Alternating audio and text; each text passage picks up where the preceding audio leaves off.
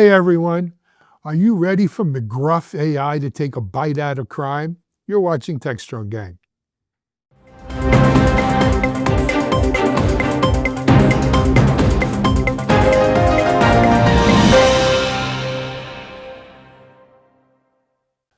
Hey everyone, happy Thursday. Welcome back here to Techstrong Gang. It's Alan Schimmel, and we've got a great Techstrong Gang today. I told you we're going to have McGruff, the AI crime dog.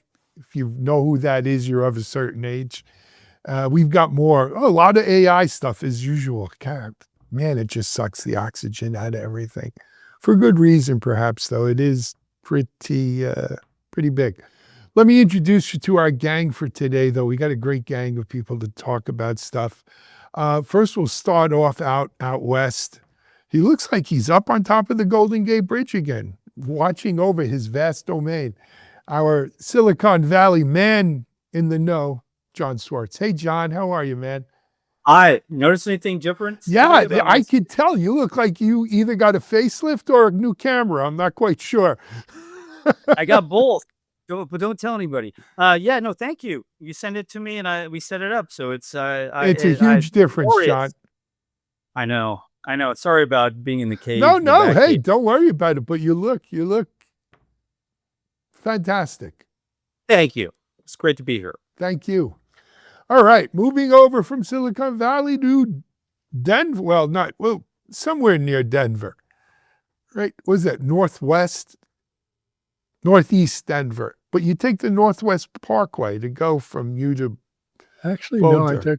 No, that's on the other side of I-25. But you're close. You're in the neighborhood. It's been a while since I've been in Boulder, Mitch. Wow. Anyway, he's back from... Don't be asking me for directions, by the way, but that's a whole nother issue. No, let's not go there. But anyway, weren't you just out in Silicon Valley, though, at AI Infrastructure Day? Yeah, I was out in Santa Clara at Google talking about AI infrastructure, some of the great things that they're doing. We talk about some of that in reports, some great Kubernetes work that they're doing too. So some things they launched at Google Cloud Next. So Kubernetes, man, love that stuff. Very cool. Just a quick blurb. On Techstrong TV today, we will be live streaming. I guess it's day 2. Maybe it's day 3. No, day 2 of AI Infrastructure Day. So stay tuned for that. Speaking of AI, she is our editor for Techstrong AI, coming at us from Ohio, Sulagna Saha. Hi, Sulagna. How are you? Hi, Alan. I'm good. Thanks. Thank you for having me. It's great to have you on here, and thank you very much. Moving on from Sulagna, we're going to go to, he looks like he's in his natural element, the data center there. Our friend JP Morgenthal. Hey, JP, I don't know if we ever really told people kind of your background. Why don't you give them a little bit of a JP history, if you wouldn't mind? Sure. Happy to. Thank you. It's a long, sordid history that has taken me, from software engineering through Wall Street consulting to .com startups and huge managed service providers as a lead around services, and back through into now a entrepreneurial effort again, providing AI consulting. So it's and along the way, a lesson learned from a friend of our all, Dave Linthicum: never stop being an analyst. So, I actually was a legitimate analyst, industry analyst. I got paid to be an industry analyst. But even when I wasn't specifically an industry analyst, I acted in that role because I think it's important to put some context around this technology stuff for people, pragmatism. I think we'll hit a little bit of that in today's discussion with the AI. And speaking of the Kubernetes stuff, Mitch, go out there and look at my hot take from yesterday on Kubernetes, in which I took on the, Kubernetes is ridiculous, PaaS is satisfactory, and issue again, including my 2014 post about why PaaS is the way you should be going. So, you may love Kubernetes. I'm not. I think Kubernetes is a great tool for PaaS providers. So. Oh, you and I should have a good point counterpoint argument, JP. So That's stay enough for tuned. now. We're bringing it to you. The thriller in vanilla. All right. We will put that on a future show for sure. Absolutely. Yeah. Mike's head's spinning. Speaking of Mike, no joy in Mudville, Mike. They lost again. No, but as I was sitting here listening to JP, I realized that I've known him forever. So I'm suddenly feeling a little older than I was a minute ago. Well, you're both in the prime of your lives. What are you worried about? Anyway, Mike Vizard, our chief content officer. He needs to spend more time in Florida, Alan. Yeah. Well, no, he did. He had enough of it and packed I'm the on- wagon I'm and on- moved back up. I'm on. Anyway, let's jump into today's first topic, which is, as I said, AI takes a bite out of crime. Mike, what is this one?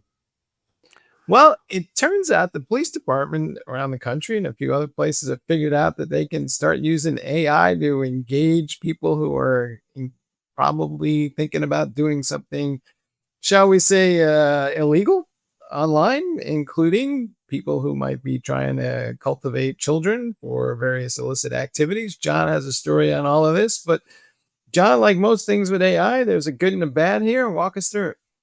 Yeah, it's interesting. So the headline that you circulated was AI takes bite out of crime, but I think this is maybe a bigger bite than most of us would like. There was a investigative report by an operation called 404 Media.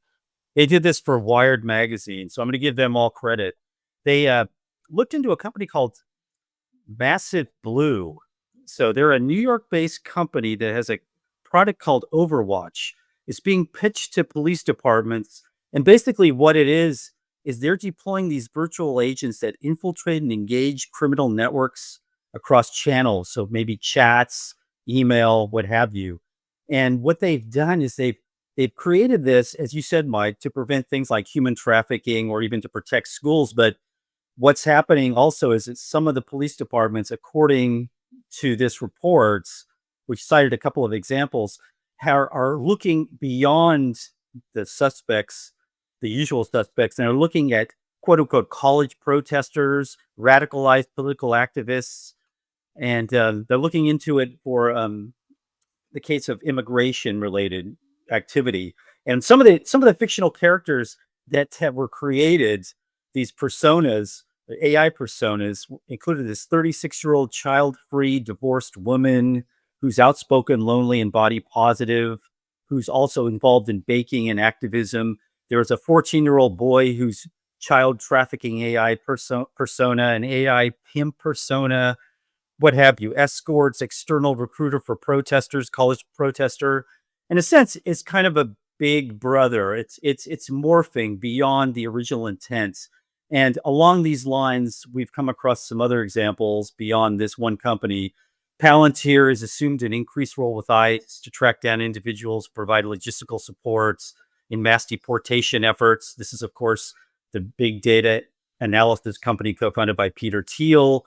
Another company called Geo Group has assisted the Trump administration in tracking immigrants, according to a New York Times story. So, and again, I don't object to the use of AI agents to find legitimate bad guys for the original use, but this seems to be expanding or morphing into things like infiltrating protest movements. And it was a fascinating story, and it just kind of, again, shows you what AI can do and how far it can go, good and bad. Mike, I just Mr. Legal Eagle, take it. no, I'm not going to give you a legal opinion here. I'm just going to give you some plain good old Bill Clinton style common sense. Don't blame the tool, blame the fascist.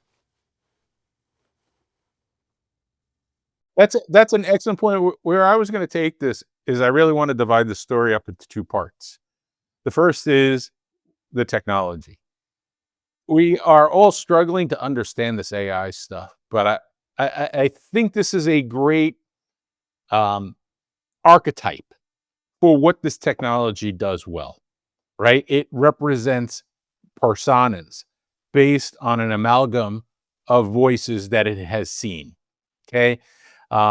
So this is what generative AI technology really does well. I know we hear a lot about using it to vibe code, but at the end of the day, this is the sweet spot for generative AI is creating and emulating that different creative voices from the history of training.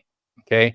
Now, the second part of this is how is it being used? And I think Alan just splendidly, gave a representation of, what we should be thinking when we see these technologies in play. I have a question though on the legal side, so I will toss this to Alan. Where is that fine line between enforcement and entrapment if I'm creating an AI agent that engages someone? So again, is it a fine line? Yes, but is it a well litigated line? I would say yes. AI, whether it's an AI created persona or an undercover police or law enforcement officer taking on that persona, the line between entrapment and actually being criminal activity is it's not a clear red line, certainly, right? It's a shade, the shades of lines there. And maybe it kind of collapses the lines a little bit, or maybe come together, Alan. Because what I'm thinking about is, I don't know that we're approaching Minority Report, but you can use AI to take information about publicly available information about people, their their social media, et cetera, and then build the persona specific to that one person. You can really but you personalize. think they weren't doing that already? You think they weren't collecting public data and then Oh, I think they're building a doing it, honeypot for them? but then you're dependent upon whoever the undercover person is, Yeah. their ability to emulate Certainly, that. AI has made it easier to I think do. it could more efficiently, effectively Yeah, it's emulate. made it easier and it's probably more effective. Mm-hmm. But here's the thing: it's the old story why we can't have nice things, right? This is a great technology to catch child traffickers, child pornographers, criminals, right? And who doesn't want to do that? Do we want to clean our streets and I guess our internet of criminals and these kind of scum who are doing these kinds of things? Absolutely. And AI is a great way we could use to do it. But if you don't have safeguards, if you don't have individual rights, if you don't have things like due process, you don't hold up undue search and seizures and you don't have that backbone that made America what America is. The potential for abuse here is so great, that it disqualifies all the good it does if you can't keep it in the guardrails that our Constitution and our democracy is supposed to guarantee us. And that really is the issue. With so many protests going on weekly or even twice a week in almost every city, I think it's going to be really tempting for certain individuals and law enforcement to use this tool to infiltrate. And I'm not saying it's happening now, but I think there is a great temptation for where it will happen and it will escalate. So yes, there are great uses, but again, you can never leave well enough alone. This seems to happen with technology, not just with AI, but previously. They're just the boundaries are broken. One of our founding fathers, I forget who said the quote, said, "Better that 100 men go free than one No, better that unjust." 100 guilty men go free than one innocent man goes to jail. Yeah, that's a principle of our system. So one more thing I just realized in this discussion, and maybe I'm wrong and I'm missing something, but I think this is the first major technology shift since the .com era where the killer app wasn't porn. Obviously, you haven't been playing with AI very much. It's coding. It's not porn. It's coding porn. There are Code porn. I not that I ever look, mind you, but there are plenty of AI porn applications. There are. It's just when you think about it, it's just another persona, right? Yeah, it is. Exactly. And that's one of the personas in this example here. Yeah, I mean, they're absolutely porn is a driver of it, but Gambling and porn. That's what built the internet. And kittens. and Good choice. cats, yes. But Yeah. you know, again, seriously on this, we the abuse here is it's a shame because you know, can AI help us identify serial killers, kidnappers, you know, all of these drug dealers? But Profiling is huge. The opportunity for profiling is but again, even if you understand what like shows like Manhunter, the history of the start of the FBI is um, part of the agency that does this social profiling and behavioral profiling. What you have to understand is that it's just a baseline.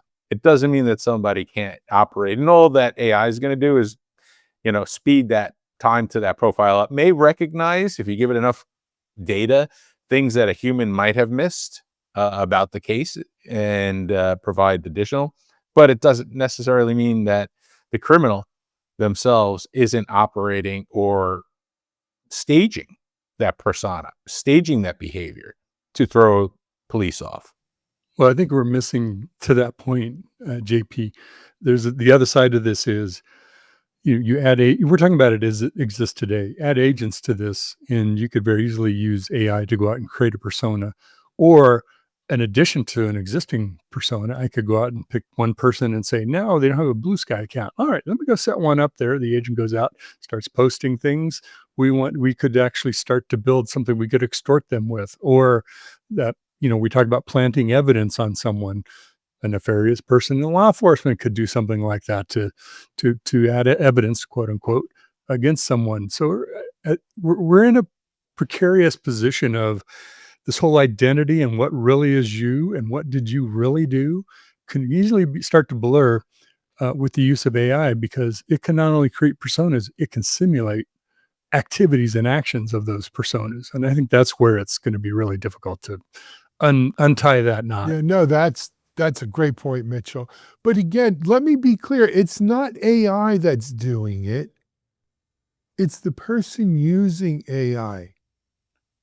Let's look at another angle on this as well. I find interesting, as hopefully our audience here will, and that's the cost and the overhead to doing this. We could talk about a group like Massive Blue saying they can do this for the New York Police Department, but think about the scale of that. Think about, the requirements for the underlying inference engines to be able to do that in a timely fashion, right? To be able to go out and scrape all this data, and each one of those going through the LLM, doing the the inference, generating the next level of content, taking that and adding it to the memory, going back around, going out to the next, and iteratively going through somebody's Facebook, and then iteratively and that's one person. You multiply that times what? The scale that they're promising in NYPD. I don't think we have the infrastructure to deliver this in today's market at an affordable price. So it's a great concept, but who's paying for it? Well, first of all, that price is going down, like, JP, Well, every day. in 10 years, it'll be 3 cents. That's not my point, Mitch. The point is, we're again looking at futures, and everybody's talking about them now like they're here and it's doable. That's not a scalable design in today's market without at least $500 million of overhead, annually being thrown at this at the scale of NYPD. Well, if I'm on the criminal side, then I get bots to go compromise accounts, get free accounts on all the LLM services and do all the things I want it to do, right? I guess law enforcement could do that if they want to really act criminally as well. Well, yeah. So I think the money from the Leo side, from the law enforcement side of the house, will be allocated, right? It will be allocated. It may take a little while, but that money is going to go into it. But Mitch, your point is a point I think well taken, which is don't think the bad guys aren't using this too, right? So I have a hypothetical though. Just a hypothetical. That's admissible. Go ahead, counselor. There you go. So don't I have to have a victim to have a crime? But if the victim is an AI agent, there is no victim You've because the never AI heard of agent. victimless First- crimes? I'm just putting it out there. I've never heard of aliases. So what you're really asking is, how long will it be until an AI has rights? Or I can't indict an AI agent. So Oh, there's inevitably there's going to be a lawsuit, right? Somebody's going to say I was entrapped by a virtual agent. That's going to come. And yeah, then but a lawyer is going to stand in court and say, well, where's the victim? I don't see any victim. Just saying. NVIDIA's the victim. Wasn't there a movie like this already? Sure there was. Well, how many crime shows or movies are like some thief or victim or whatever that isn't really a person? It's So, some so alien. a child trafficker goes online, finds this agent that's AI, and has a whole conversation with it, gets caught, goes to court, and defense argues he knew it was an AI all along. Right. So he didn't really do it. I mean, Star Trek, Next Generation, Data. Remember there was that whole trial of, is Data a being, or can they Sentient. just move him along and stuff? They question the entire series is questions on alien sentience. Yeah. Mhm. No, but Mhm. Data's not an alien. Data's an AI. Right. Well, I look forward to the show when we're discussing that particular topic Well, next. everything I need to learn about, everything I needed to know about AI, I learned watching Star Trek. So, Right after we debate passing Kubernetes. yeah. All right. This has descended into, What's Data's context window? That's what I want to know. yeah. It's long. All right. We're going to take a break here on Techstrong Gang. Let's talk, when we come back, we'll talk a little bit about AI coding battles. You're watching Techstrong Gang.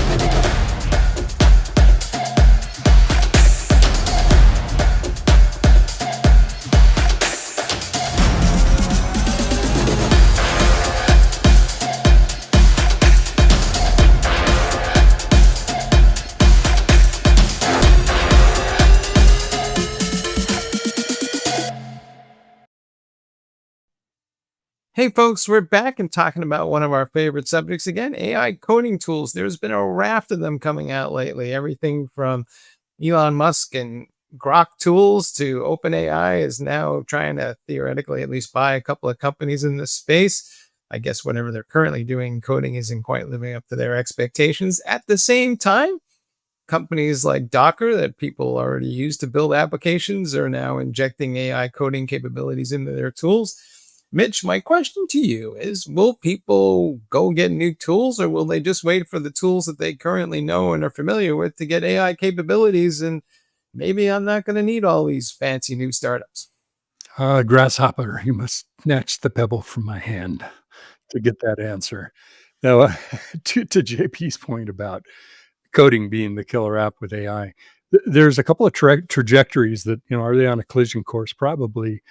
But the paths that are happening, and this is an area I spend a lot of time in the analyst business, is enhancing the current way we develop code. In other words, enhancing IDEs, either with a command line component to talk to the LLM and do vibe coding, or doing agent development or directing agents through it, whether it's GitHub agent mode, things like that. And then there's also the new IDE. Now, Windsurfer is an IDE. It looks like VS Studio or VS Code, excuse me. But effectively, it functions much like you would use Gemini or kind of any LLM type tool to generate code for you, and taking you more out of the normal kind of technical environment of an IDE. That's the whole vibe coding environment, which is just moved into a natural language type of interface. So that we're moving from generative AI was, fancy as a chatbot, then it's fancy as a copilot. Now it's fancy as a studio product. Everybody's coming out with their studio products, whether it's Google or anyone else for that matter. I think the real challenge here is the AI companies, the open AIs of the world, the Anthropics are moving into being development tool companies, if you want to call them. They may not be just for developers, but that's essentially what they're becoming. And that's why open AI is, I think, trying to leapfrog and catch up by talking to Windsurf, potentially buying them. They'd looked at, I think it was City, another company. I don't remember which one they looked at before that. Verso, I think. Oh, that's right. Right. Yes.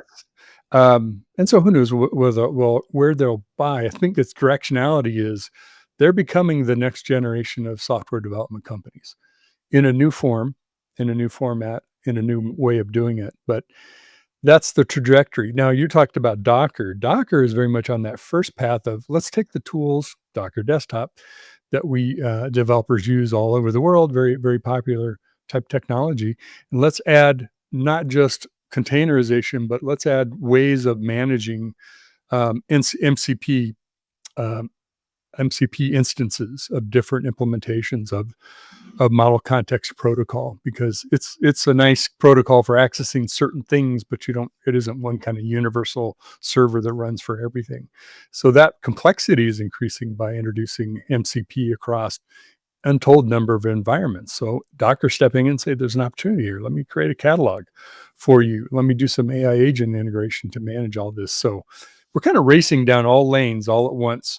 And I think there will always be sort of an IDE based, always is relative, around for things that are very much today's code centric until people start to migrate to more of the natural language interface, and we'll see if that takes over. But that's certainly what's competing for developers' eyeballs and end users for that matter. Yeah. I'm sorry, go ahead. Sulagna, were you going to say something? Yeah, sure. So yeah, definitely all these companies are launching their own set of products for development, and but I still feel like AI assisted coding is sort of a murky area.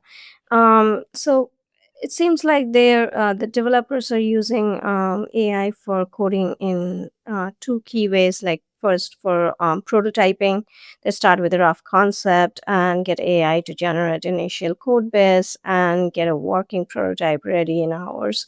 Not production ready, but decent for getting early feedbacks. And then there is another set of people that are using tools like a Windsurf or a Copilot and in their everyday development workflows. So these people use AI to for code completion, code generation, refactoring, and generating tests, documents, what have you. Basically, as a co-programmer. Both ways are good for boosting the speed of delivery as long as there is a human developer in the loop using their years of experience and knowledge to manage the outcome. And that's the only way to really keep the code maintainable. Because if they're not, which sometimes entry level developers fail to do, in that case, debugging AI generated code is a massive headache. And not to mention, it also has some major security implications.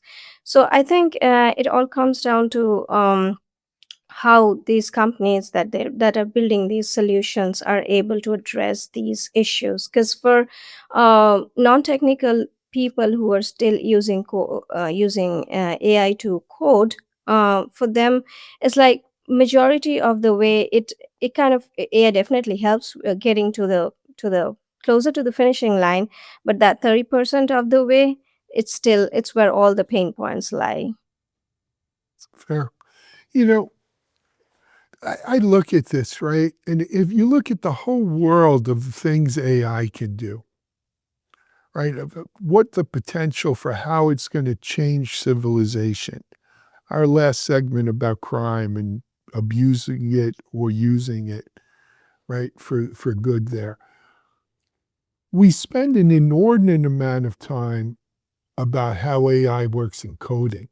And maybe that's just because of who we are, right? We're Techstrong, DevOps.com, Cloud Native now, and we live in the tech world. And And to us, the idea of AI writing code, of code writing code is, I guess, a paramount consideration. But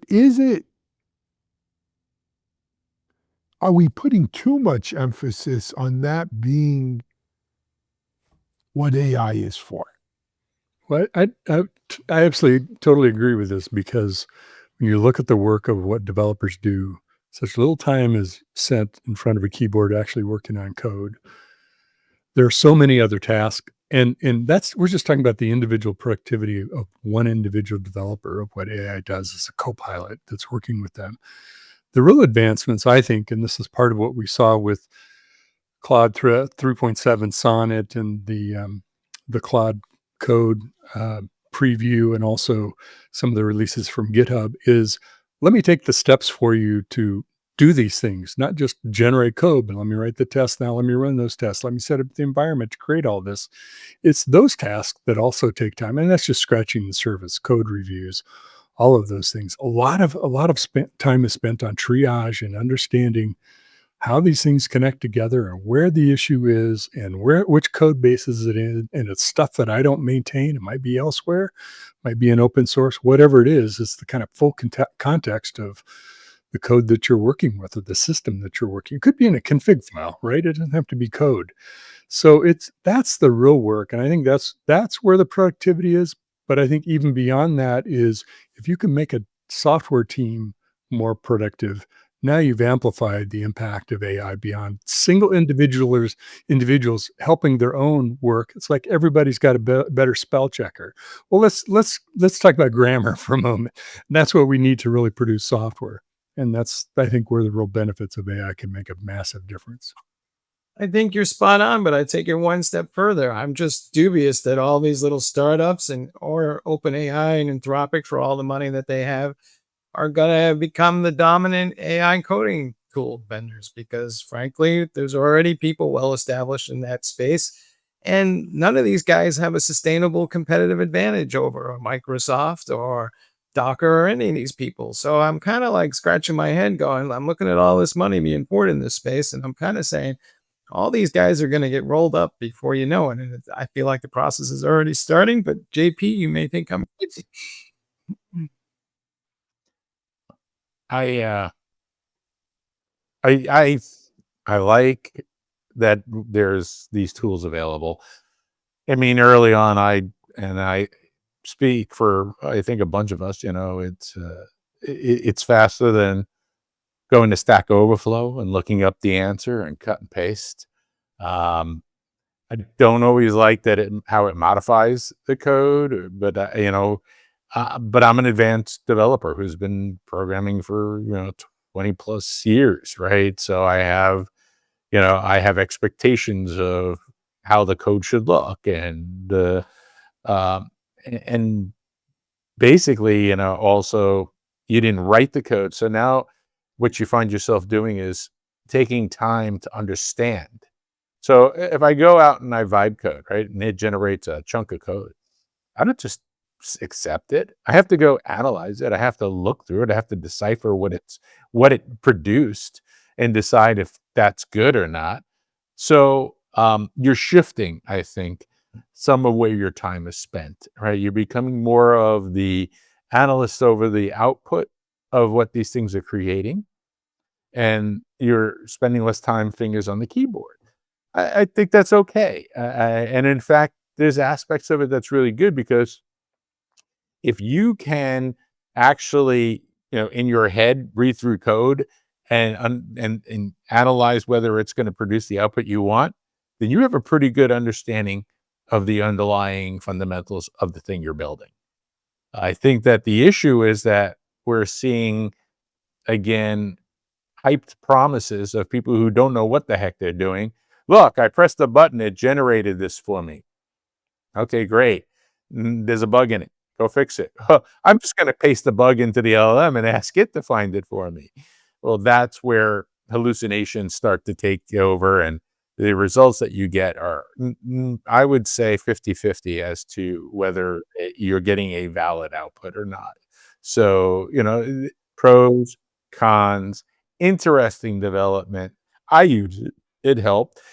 Most of the LLMs I use still can't write any WordPress, so it's kind of fundamentally useless for me.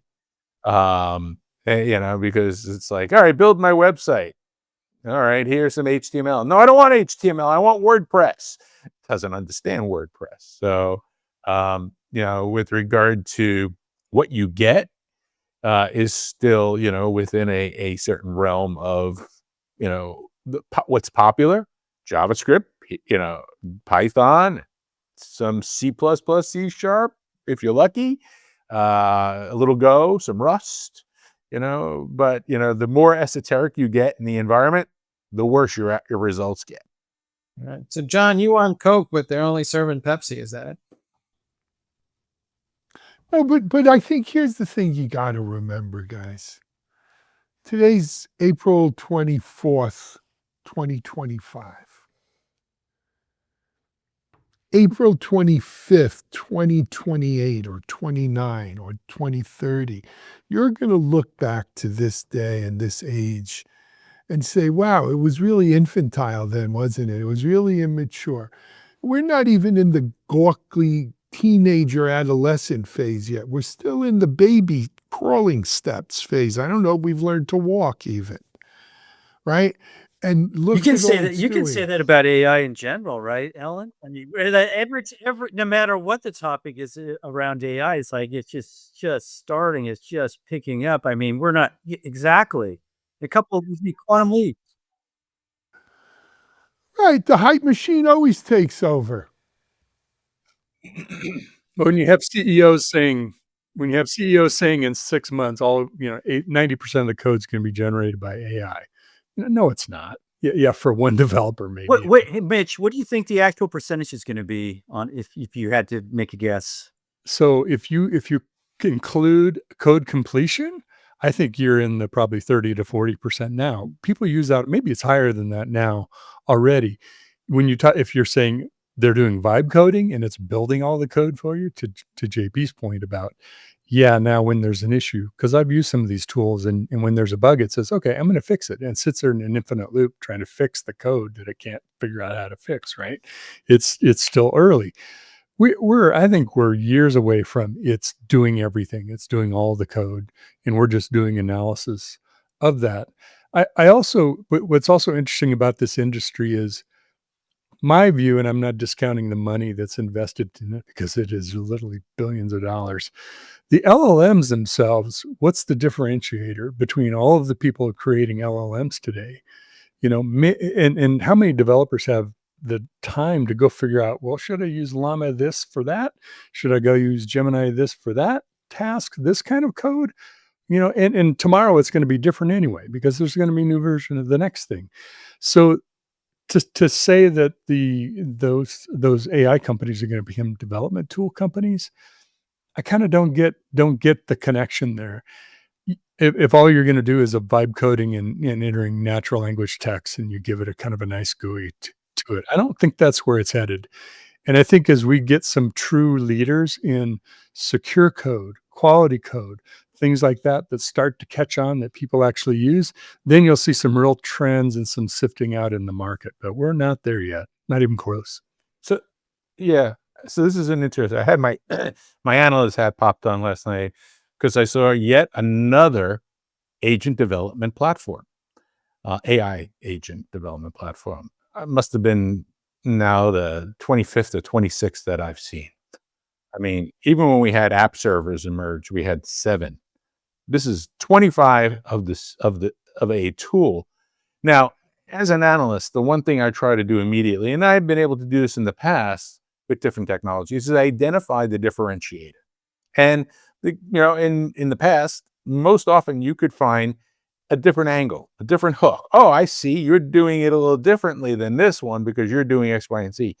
You look at all these agent development tools, and the level of differentiation is almost nil.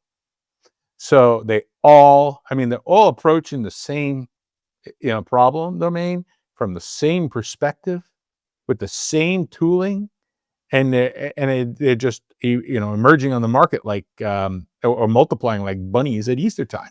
So right? JP, So let's assume that trajectory stays the way it is, because I think it is for a while. Then the differentiator shifts to, well, who has the developers already? Now you're talking about the GitHubs and people like that, or Microsofts that Well, have. GitHub is Microsoft, right? Well, So yeah, exactly. Well, it's who can build a sometimes they don't think community. they are, but And interestingly, N8N has one of the largest agent development communities right now in all of the AI development, and that's because they emerged as a open source tool, and they built the open source project and managed it, and built a community of people who were using this tooling, and it's an active community. It's really hard, and everybody wants to do it to build an active community. But it really is just like finding gold. It's like you hit upon it, you got in there at the right time. It's a matter of timing. It's pure luck to some degree. Your thing caught fire, right? Why did your thing catch fire? I deployed N8N. It's okay. It's not the best.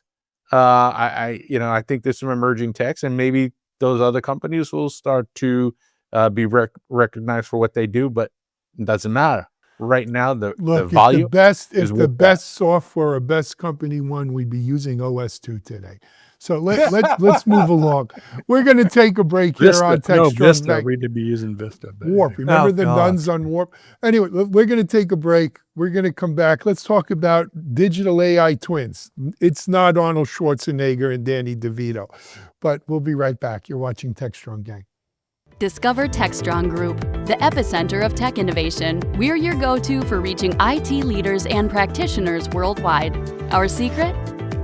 Impactful content that sparks awareness, engagement, and top-quality leads. With us, you'll access editorial websites, streaming videos, virtual events, custom content, analyst research, and more. Join our satisfied clients. Let's revolutionize your tech journey. Contact us today and tell your story to the world in the most powerful way with Techstrong Group.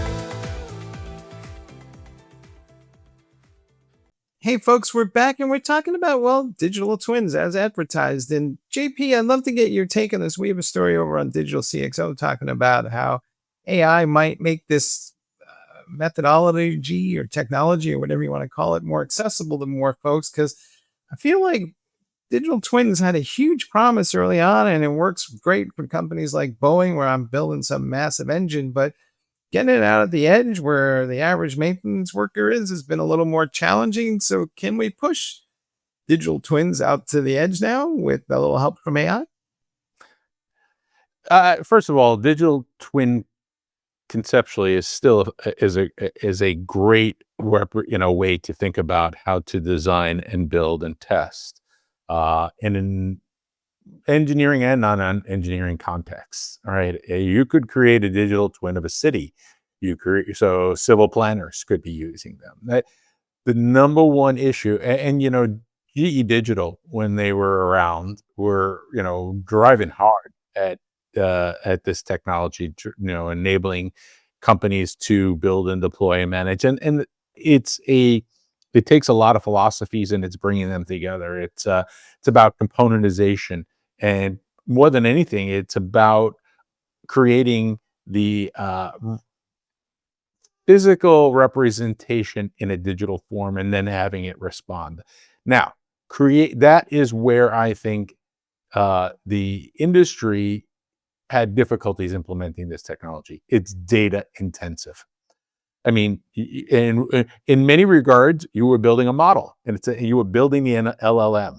Right now, we're learning now from the masters of creating LLMs, right? As they start to grow and get more larger and put more context through it, what it really costs and how difficult it is to prepare the data and train it and test it, and what that all comes down to. Right now, you take that and you shrink it down on a smaller scale, and you had to do that for your digital twin. But where was your data coming from? If you were planning out how your engine was going to operate the digital twin, great. Where is all that data coming from? Preferably, you're loading up some sensors, you're tracking data over a period of time, you're loading that in, great on a small scale. really difficult on a larger scale. So what AI can do now to help digital twins is that it can go and extract that data, structure that data, enable that data for to help define the twins. It's really a model creating a model. So we're using LLMs to define digital models for digital twins, and I think it makes the technology more more widely available to companies to now use, because that overhead, that data ops that was required initially, is now the overhead to get there is significantly reduced through the use of AI. So yeah, I think they are a good pairing. Mitch, I thought you put up something on LinkedIn I saw about making it easier for for companies to create their own LLMs now. Was that you? I don't think that was. I don't believe so. Oh, it was Think it another was- Mitch. I'll take credit for, but I'll take credit for it. No, I'm just kidding. But it is becoming simpler to take the foundational LLMs and customize those with my own data to create what feels like a custom LLM for that specific use case. And I think, I'm seeing that in spades everywhere, especially funny enough, as we go into RSA, there must be at least a dozen companies now that are kind of doing something equivalent where they're creating an LLM for cybersecurity tasks based on an open source LLM.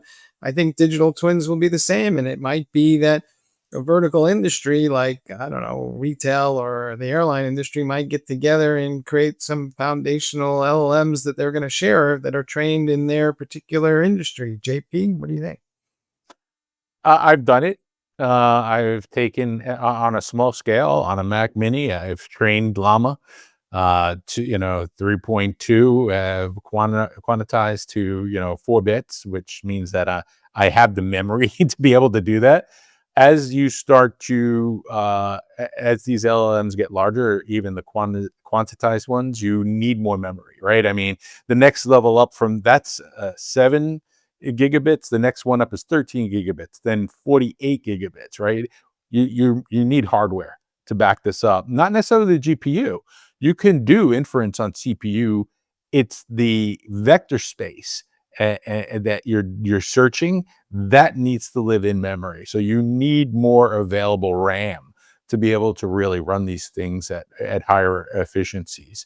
But I think you can find a nice middle ground. 13 gigabytes. You can do some PEFT on it, which means that you're actually modifying the weightings based upon your particular use case. You could do some prompt training. And between those two, even on a low end, I think you can get really good results. Cybersecurity is an interesting one for me. I actually built a SIM years ago when I was with Kinetic. We were building we were partnered, but with building a SIM for the DoD, looking at things like how do you efficiently represent and understand a low and slow attack.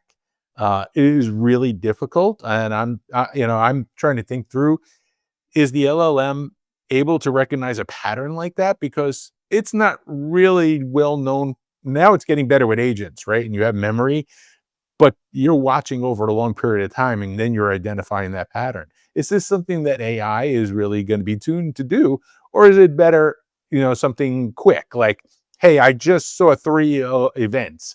Failed login events. Is this an attack, or is this just somebody who has fat fingers? Because me, I'll miss login at least 10 times on my phone, my fat fingers. So I think the inflection point is if we begin to see LLMs that can adjust the weights and measures in the models themselves, because that's the part that the humans do today. That's the training, if you will, that we actually do. LLMs can play a role in generating prompts, creating data, all kinds of things to help train models. But LLMs don't create other LLMs by themselves because they can't do that part of the work yet. Not saying that they won't at some point, but heuristically, how is that emulated or done? well, the through a model? interesting thing there, Mitch, is I learned this recently by talking to Claude. The RAG can do this because RAG actually creates a mini vector space on the data that you just provided through the RAG. So it searches that space as if it were part of the LLM. So you don't need to go and modify the weights. If you add a document, it will actually be able to index and search that document relative to what you're trying to achieve. So if your data is something that is raggable, is that a term now? We're raggable. If your data is raggable, then you have the opportunity to say, go out, get me the last 5,000 events from Datadog, and I want you to analyze it and tell me if you see any of this. Unfortunately, everyone else can go see those 5,000 events too, because you've now uploaded it into, No, Alan, we're That's talking separate about from the doing this model. on your local, you're talking about doing this in your data center, right? I have a single rack with, a couple, maybe an H100 in there, just speed things up. And I have a ton of memory and a bunch of SSD or memory-based storage, right? And it's fast as anything, right? And I'm using a Reddit for my memory, for my agent. I can do pretty well, pretty locally, just for that scenario. I'll tell you what I am looking forward to, because most of the twins, the digital ones, are a reflection of some static environment, and that's helpful. But soon, I expect that I'll be able to poke at something in the digital twin, and it will change the real thing for me automatically as it connects to a bunch of AI agents and various automation frameworks. And I'm not going to have to physically go out there and do much anything. so we came back to AI porn. I thought you were going to go to baseball Yeah, or something. well, I thought That's we were where going to going. baseball. Guys, I got to pull the plug. What a great show today. John, Sulagna, Mitch, JP, Mike, thanks for joining. I hope you guys have enjoyed it. Remember, we've got Techstrong TV coming up right behind this with a full lineup, including AI Infrastructure Day live continuation. But until tomorrow, for Techstrong Gang, this is Alan Schimmel. Have a great day, everyone. We're out.